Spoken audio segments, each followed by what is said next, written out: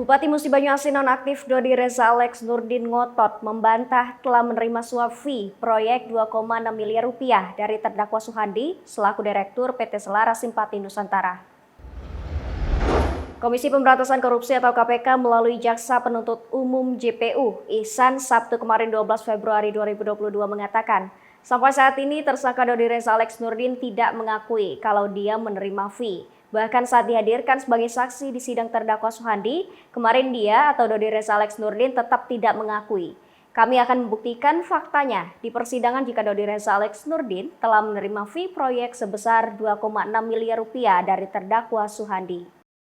Menurutnya, sejumlah saksi yang telah dihadirkan di persidangan terdakwa Suhandi di Pengadilan Tipikor Palembang telah menyebutkan bahwa Bupati Musi Banyuasin nonaktif Dodi Reza Alex Nurdin telah menerima fee tersebut.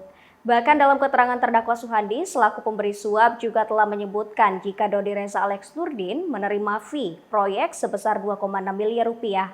Hal tersebut tentu menguatkan dakwaan pihaknya meski Dodi Reza Alex Nurdin hingga saat ini tidak mengakuinya.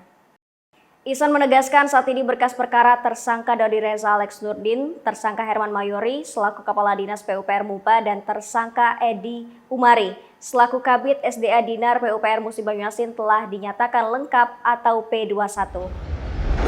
Dengan berkas perkara ketiga tersangka dinyatakan P21, maka dalam waktu dekat ketiga tersangka akan disidangkan ke Pengadilan Tipikor Palembang.